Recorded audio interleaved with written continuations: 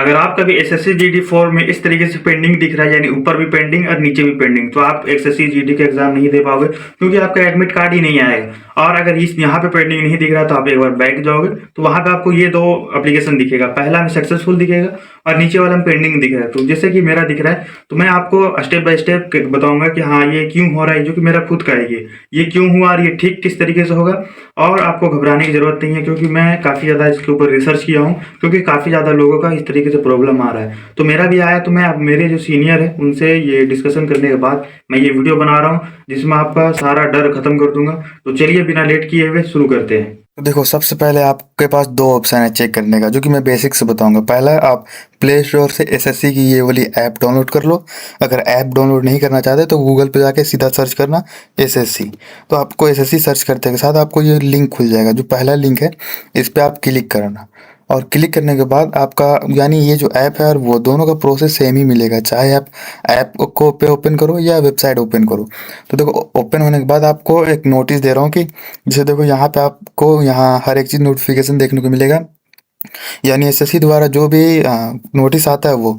तो यहाँ से देखो, आज 26 जनवरी का 1 2 3 तो नोटिस आया है। तो आप यहाँ पे देख सकते हो कि हाँ क्या नोटिस आता है नहीं आता, जो कि हमारा जो एसएससी जीडी की स्लॉट बुकिंग होने वाला है वो यहीं पता चलेगा। अगर आप ये इतना कष्ट नहीं झेलना चाहते तो मुझे सब्सक्राइब करके रख लो। कोई भी नोटिफिकेशन आई है मैं आपके साथ तुरंत शेयर करूँगा, जिससे यार आपको पता चले। तो आपको करना क्या है, यहाँ पे आपको दिखेगा लॉगिन और रजिस्ट्रेशन का ऑप्शन। तो यहाँ पे आपको सीधा क्लिक कर देना है। क्लिक करने के बाद यहाँ आपको दिखेगा रजिस्ट्रेशन नंबर और पासवर्ड। तो काफ़ी लोगों को क्या होगा कि रजिस्ट्रेशन नंबर और पासवर्ड सही डालने पर भी उनका लॉगिन नहीं होगा। तो उनको ये बोलूँगा, आप रजिस्ट्रेशन नंबर अच्छे से मिला लेना और पासवर्ड अच्छे से मिलाना और कैप्चर अच्छे से मिला लेना। अगर फिर भी नहीं होगा तो कुछ देर वेट कर लेना, यानी 10 5 मिनट या आधा घंटा, या रात के 11 12 बजे तक ट्राई करना, या फिर सुबह सुबह ट्राई करना, क्योंकि कभी कभी एसएससी की सर्वर प्रॉब्लम भी होती है।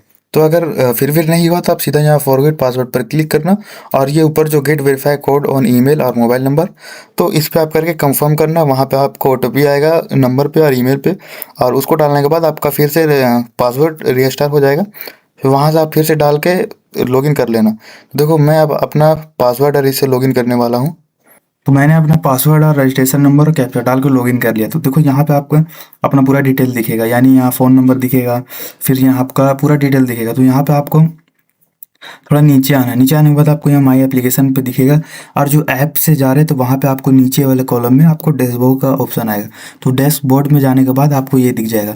तो यहाँ पे आप अपना एप्लीकेशन ओपन करना, और यहाँ पे आपको 2027 सिलेक्ट करना है। क्या सिलेक्ट करना है? 2026। तो यहाँ पे आप जैसे ही सिलेक्ट करोगे आपको ये खुल जाएगा, यानी आप जो पूरा डिटेल भरे थे उसको। तो ये देखो, एसएससी जीडी का मैंने कितना तारीख को भरा था वो दिखा देगा यहाँ डेट।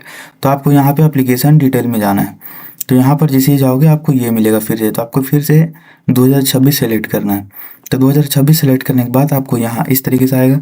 उसके बाद आप यहाँ जाने के बाद आपको ये देखो, ये खुला, जो कि पहला मेरा दिख रहा है, यानी पहला सक्सेसफुल दिख रहा है और दूसरा पेंडिंग दिख रहा है। तो ये क्यों दिख रहा है वो भी बताऊंगा, टेंशन लेने की कोई ज़रूरत नहीं है। तो देखो, पहला मैं रिव्यू करता हूँ। तो देखो, यहाँ पे मेरा सक्सेसफुल दिख रहा है, यानी ये जो पहला एप्लीकेशन है वो सक्सेसफुल दिख रहा है। और ये जो अमाउंट है वो भी यहाँ पे देखो, अमाउंट डन। तो ये भी मेरा ठीक ठाक है। पर जब हम दूसरी तरफ जाएंगे, यानी जो दूसरी वाली ये पेंडिंग दिख रही है, तो इसमें देखो क्लिक करने के बाद यहाँ भी पेंडिंग दिख रही है, यानी registration status, application status pending दिख रही है।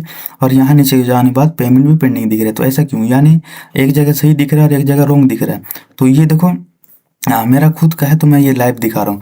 तो ये काफ़ी ज़्यादा मैं भी परेशान हुआ। तो वो अपने जो मेरे सीनियर है उन सभी से काफ़ी ज़्यादा डिस्कशन करने के बाद ये मुझे पता चला, जो कि देखो, ये जो वन टाइम यानी नंबर ऑफ अटैम्प्ट, जो मैं पहला फॉर्म भरा था तो ये वाला भरा था, जो कि सक्सेसफुल हो चुका था। और फिर जब करेक्शन का डेट आया था तब मैंने वेबसाइट ओपन किया था, जिसके कारण ये सेकेंड आ गया। और जो ये जो सेकेंड है ना, तो यहाँ पे देखो 48 घंटे बाद आपको चेक अगेन करने के लिए बोला, जो कि मैं 3 4 दिन से परेशान था। और ऐसा हर काफ़ी ज़्यादा लोगों के साथ प्रॉब्लम हो रहा है कि हाँ इस तरीके से लिखता होगा। तो देखो, ये टेंशन लेने वाली बात नहीं है।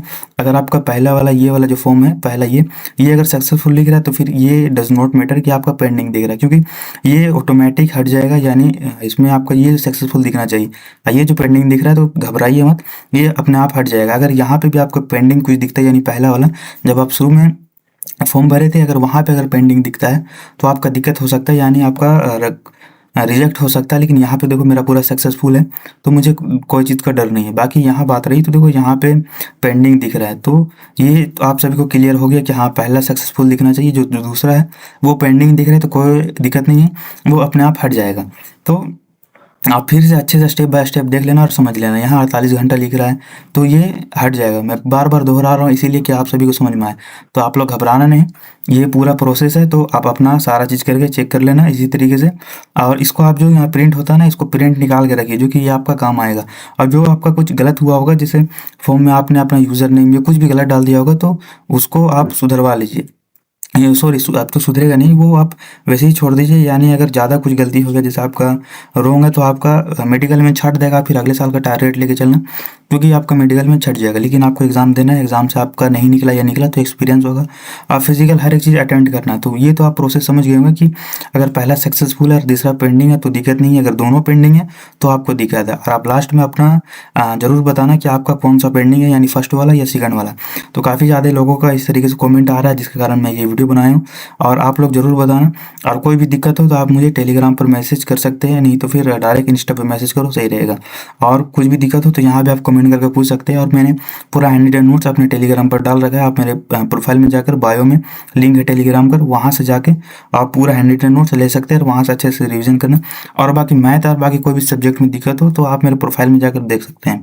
तो चैनल पर नए हो तो सब्सक्राइब भी कर लेना अपने भाई को। तो मिलते हैं अगले वीडियो में, आज के लिए जय हिंद।